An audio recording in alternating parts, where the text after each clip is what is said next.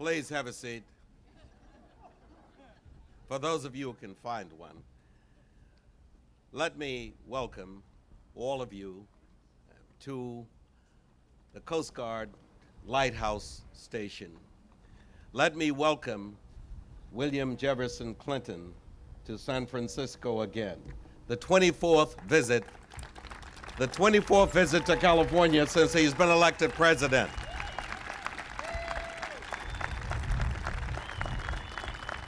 We counted up the 3 previous presidents, all total for the time they spent in office, did not visit California for 24 years. Mr. President, we welcome you. We hope you do 24 more before you complete your term in office, or your terms in office. It is my duty and my function to present to you, all of you, the congressperson who represents the Presidio of San Francisco, who represents all of San Francisco, and who is my congressperson, Nancy Pelosi.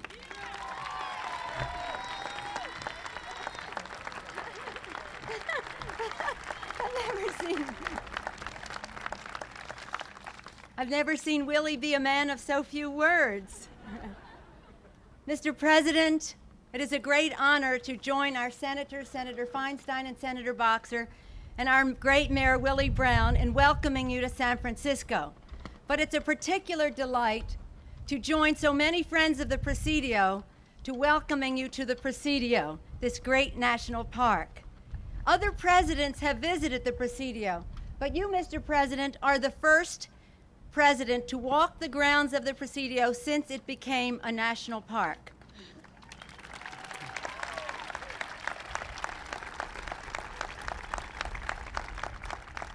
And on the occasion of your visit, in fact, Mr. President, any chance I get, I want to acknowledge the phenomenal contribution of Congressman Philip Burton for his vision and legislative genius, working along with Dr. Ed Wayburn and Amy Meyer in creating the Golden Gate National Recreation Area and including the Presidio in it at such time as it became in excess of needs of the Department of Defense.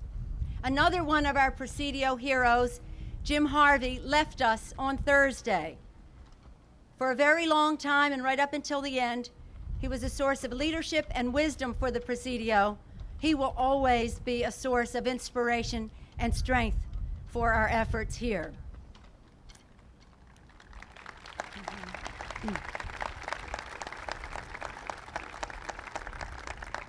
As you know, Mr. President, the Presidio has enjoyed great bipartisan support in the country and in the Congress.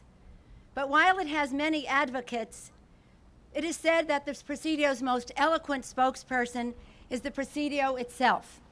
Anyone who visits here, and as you walk the grounds, Mr. President, you will see its exquisite beauty, its military, architectural, and environmental heritage, its historic watch over the Golden Gate, long even before there was a Golden Gate Bridge, welcoming our troops back from the Pacific, and also welcoming our newcomers, our immigrants who brought their courage and their ideals and their diversity to strengthen America's society. And you will see the Presidio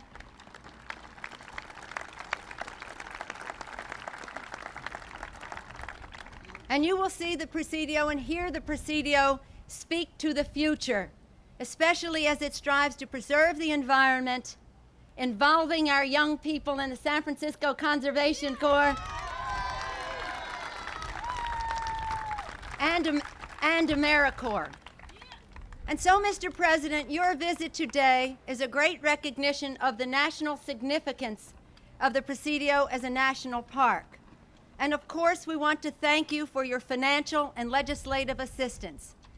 But we owe your administration a great deal more than that, because you have created a hospitable climate for us not only to thrive, but as Sala Burton would say, to reach our heights in the Presidio. Because of your community-friendly base conversion policies, we are able here to turn swords into plowshares with the greatest respect for our military history that went before the park. And your agenda with Parks for the Future, which you announced on Earth Day, well, in that, the Presidio fits very comfortably. Your public-private initiatives, your commitment to national service and jobs, it lends itself so well to what we are doing here, because the twin engines of volunteerism, national service, AmeriCorps, again, San Francisco Conservation Corps, and prevailing wage jobs are the engines which will drive us forward in the Presidio. Also, your commitment to sustainable development in the spirit of Rio is what we're all about here. And your leadership on that issue, I think, is well served by something that happened here on Friday when there was a dedication of the Thoreau Center for Sustainability. Many people here are a part of that. Because of that, we not only are able to preserve the Presidio as a great recreational area, a gem for all to enjoy, but also to be a place where we mobilize our intellectual resources to fight for sustainability and environmental protection, not only in the Presidio, but on our entire planet. So, Mr. President, you should feel welcome here. Indeed, you should feel at home, because so many of the principles of the Clinton administration, in addition to your helping us in so many other ways, specifically for the Presidio, should make you feel at home. When Vice President Gore was here announcing, as you know, a large assist to us of $64 million a few months ago, I said to him, I hope, Mr. Vice President, that you will be proud to consider the Presidio as part of your legacy. He said, thank you very much, but I hope, don't you think it's a little too early for us to be talking about my legacy? Whenever it is appropriate, and hopefully in the distant future, as you consider your legacy, Mr. President, you will be very proud to include the Presidio in it. We thank you for being with us today. We thank you for being with us in the fight for the Presidio legislatively, and we thank you for being a great environmental president. Welcome to San Francisco, Mr. President.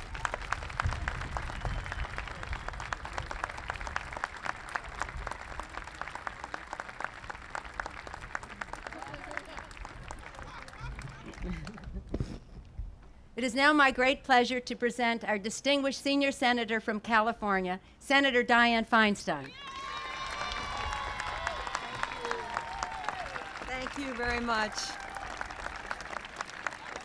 Thank you very much. Thank you. Hello. Thank you. That's a special round of applause, Mr. President, because one of my proud legacies is the San Francisco Conservation Corps, which I founded. So thank you very much. Mr. President, my distinguished colleagues, ladies and gentlemen, it is my distinct pleasure as a former mayor, as a United States Senator, to welcome the President of the United States to our great city and to the state of California. How special it is to be here today, to have the opportunity in a couple of hours to see the sunset behind this magnificent bridge, and to know how special the Presidio is to those of us who have lived in it and around it. In it, the military, who have positioned themselves and shipped out from the Presidio through Fort Mason during World War II, the tablet on the Baker Bluffs of those killed in action, the Nike gun emplacements, to today when it's a post of peace, one of the most prestigious posts in the United States of America, soon to become a jewel in the crown of the National Park Service. This is an unique bill. It is an unique Park Service bill. And I want to just give credit to my friend and colleague, Congresswoman Nancy Pelosi, who so ably carried the legislation in the House of Representatives.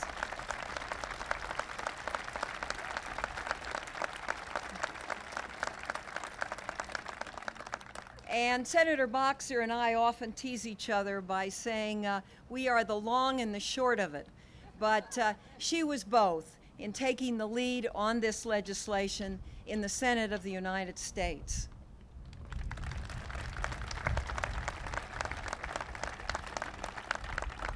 So it was truly a team effort in passing this bill. But the mayor spoke to it. There probably has been no president in history that has put more time, more energy, more administrative effort into this great state than William Jefferson Clinton. In 24 visits, what happened during those visits is most important. We all know we're earthquake country. In San Francisco, Mr. President, we live with it. When it gets above 6, we really start to worry. But up to that point, we've learned to handle it. You have sped literally billions of dollars of aid in the most timely way to California. The new jobs, I think the economy is beginning to move now in a very special way, and we see it. As has been mentioned with the defense conversion and the efforts that your administration has put forward through the crime bill. For me, your support of the assault weapons ban will never, ever be forgotten.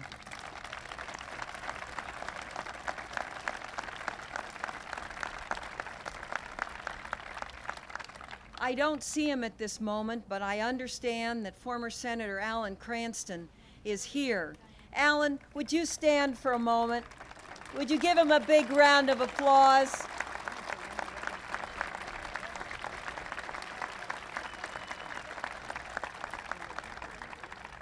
When Alan left the Senate, he gave me a call and said, would I take over the Desert Protection Act, which was his baby and he fought for so long. And I said, sure. And we took it and we made some changes, and it was quite a fight. We got it through the Senate, it passed the House, and I want to thank, because there have been some dark days, you would not have a funded Desert Protection Act and 2 new national parks, Death Valley, Joshua Tree, and a Mojave Preserve, funded if it were not for the administration of William Jefferson Clinton.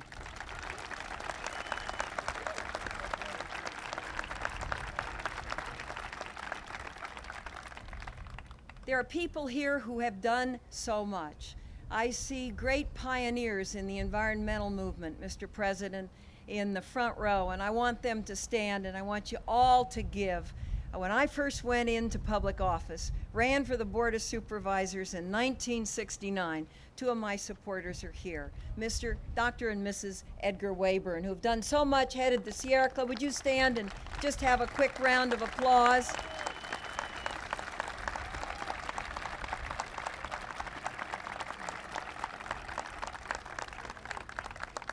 I only wish there was one more face in this front row, and it would be the face of the chairman of the Transamerica Corporation, Jim Harvey.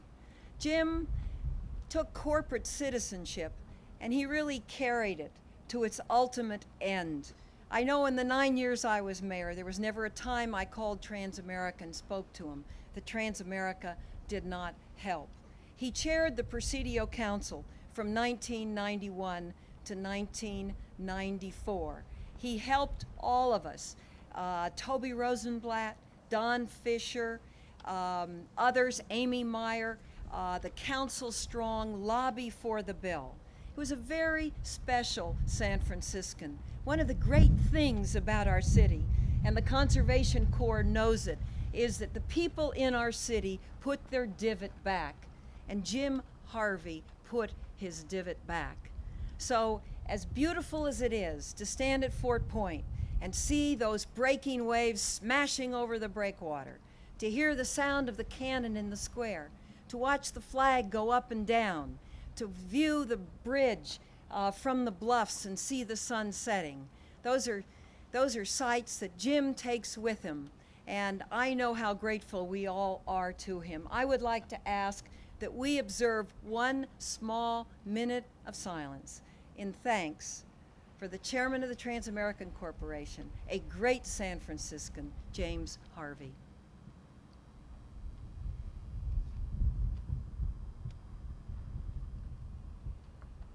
And now, if I may, I would like to introduce to you my friend and my colleague, the woman who worked so hard to see that this bill came to life in the Senate of the United States, who loves the Golden Gate National Recreation Area and the Presidio of San Francisco, just as do I. My friend, Barbara Boxer.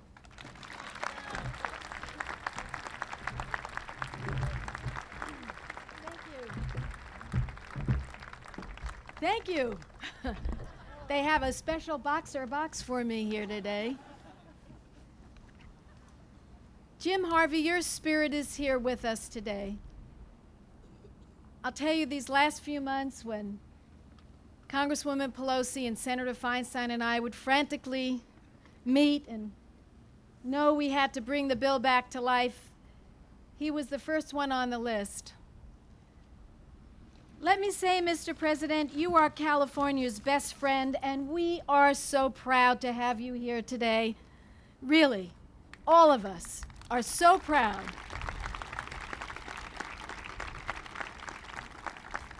Mr. President, for the last many years, Stu and I have lived right over that bridge.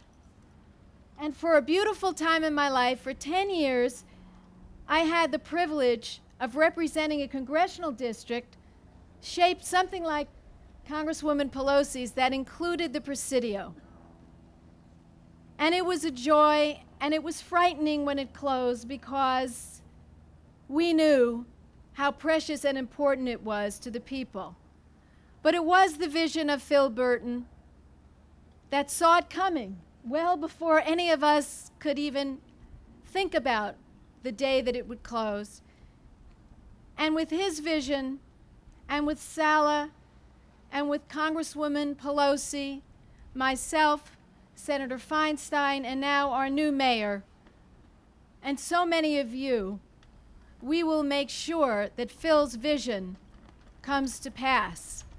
This will be the most visited national park in the entire country, Mr. President. We expect 10 million visitors a year. So your support, your encouragement, your making this part of your vision means so very much to us. And I know how excited Senator Feinstein was to see the San Francisco Conservation Corps, and I see Tony Klein here, who came to me many years to talk about this idea before his child could point at him the way he's doing right now. And I know the Marin Conservation Corps is out there too. And I had the honor, Mr. President, days that we didn't know each other, I was a Marin supervisor. When we took the position that we ought to have a Marin Conservation Corps, and there it is. When there's a great idea, Tony, it outlives all of us. So, Mr. President, again, our welcome. I today would like to put out a challenge to Senator Dole. He has 2 more days in the United States Senate. The Presidio is in the conference committee. It passed the House with Nancy Pelosi's leadership and George Miller's leadership overwhelmingly. It passed the United States Senate unanimously. So I say to Senator Dole, in your last 2 days in the United States Senate after a very distinguished career, why don't you join with our president and join with all of us, get that bill out of the conference committee so we can send it to the president's desk. And then the two, Senator Dole and President Clinton, can hold a bill signing at the White House, and the Presidio will be above politics, because we all look around here, we know it should be above politics.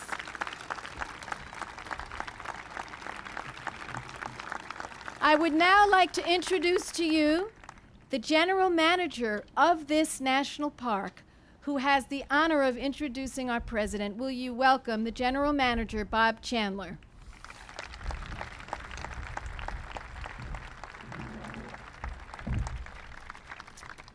Thank you, Senator Boxer. Mr. President, the National Park Service takes great pleasure in welcoming you to the Presidio of San Francisco, which is a bright new addition to America's national park system and the centerpiece for Golden Gate National Recreation Area.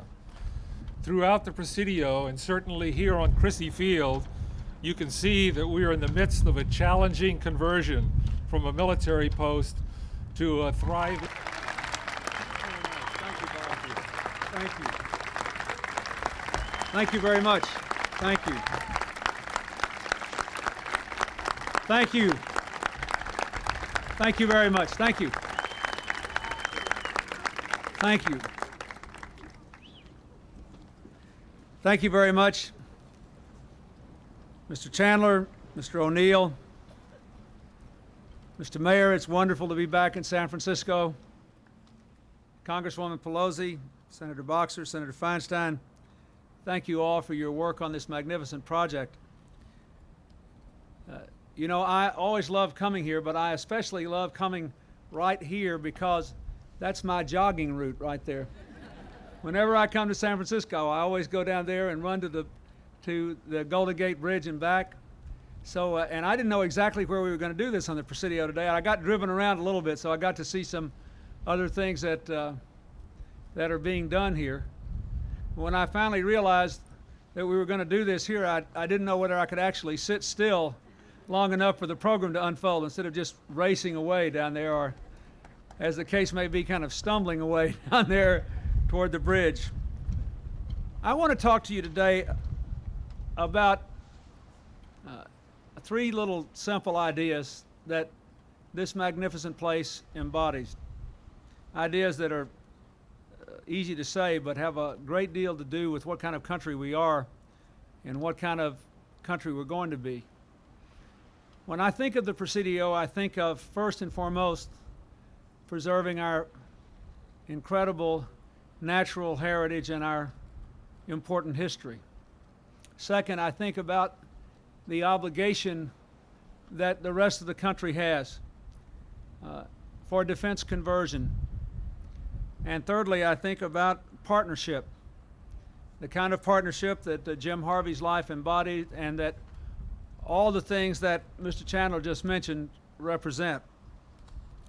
And I want you to think about all that today because, in my opinion, if this country is going to be what we all want it to be as we move into the next century, we have to keep going until every place that lost a lot because of the end of the Cold War, which was a happy and wonderful event, has been fully restored to economic prosperity through a real commitment of all the American people to defense conversion.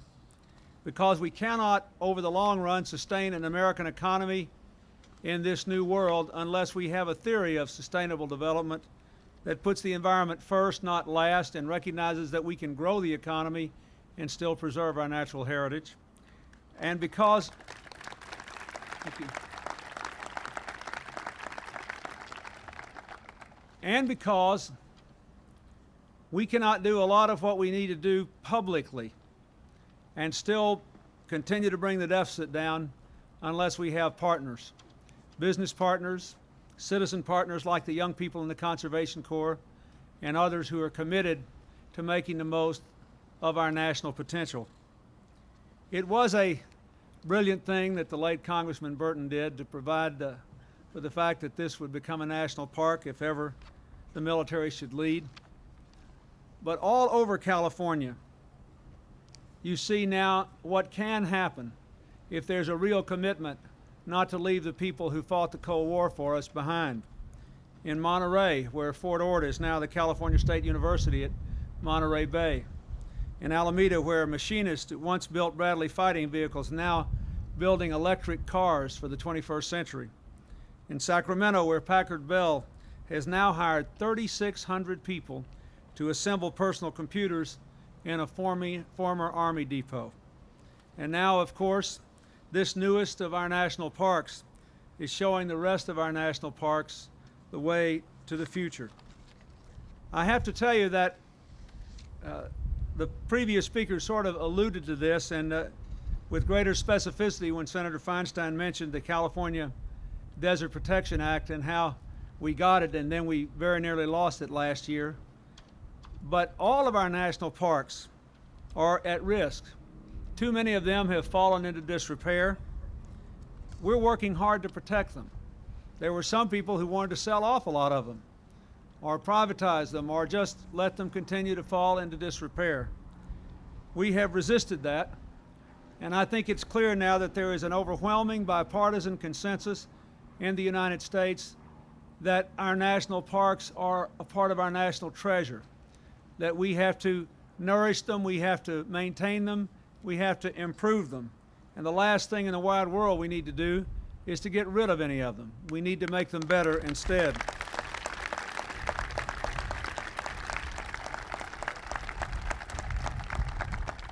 But I will say again, in order to do this right, we're going to have a lot of support from citizens.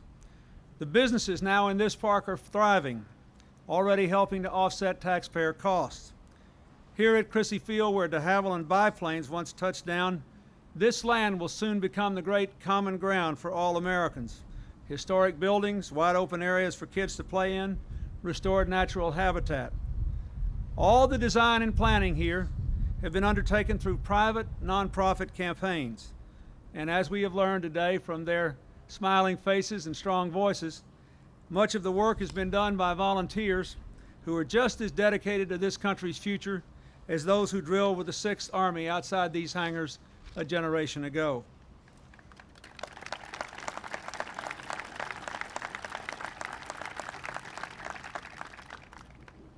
The Presidio bill now in the Congress that Congresswoman Pelosi worked so hard for and that Senator Boxer talked about, and she and Senator Feinstein are working hard for, has virtually no opposition.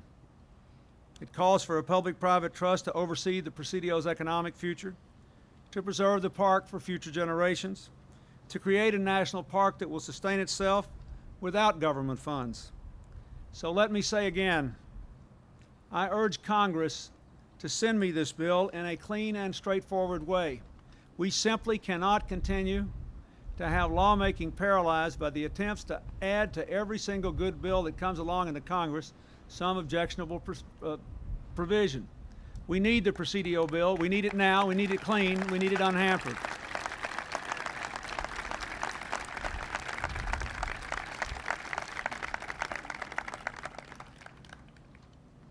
Let me just say one other thing. I was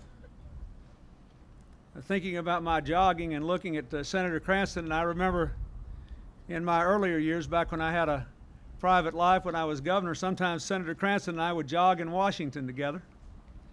I was thinking about all the years that he devoted to public service here in California. When you look at something like the Presidio, when you see at least the natural beauty of it, forgetting about the buildings, you may think that it's been this way forever and that it would always be this way. But that is far from true. The trees above us, the eucalyptus, the Monterey cypress, believe it or not, were only planted 100 years ago. The Americans who planted them knew that they would never see them full grown. They would never walk under their shade, but they planted them anyway. We are now being asked to deal with a different sort of planning. Our country's going through a lot of changes. We have proved that we can come to grips with the challenges of the modern economy. The American people have produced almost 10 million jobs in the last 3.5 years, and after a long dry spell, a lot of them are being produced here in California. But we cannot forget that what ought to animate us is a vision of what we want this place to be like 20 or 30 or 50 years from now. I know what I want it to be. I want the Presidio to exist in a country and a state where everybody who's willing to work for it can live up to their dreams, where people have good jobs, yes, but also children have safe streets and good schools, where everybody has access to a clean environment and natural beauty, where our country is still a force for peace and freedom and decency in the world, and where instead of being divided by all these incredible differences that make up the American people, we are united by them in our respect for our diversity and our shared values. It all begins in a fundamental way with preserving what God has given us, and there has been no richer gift than the Presidio. I'll do my part, and I want you to keep doing yours. Thank you, and God bless you all. Thank you.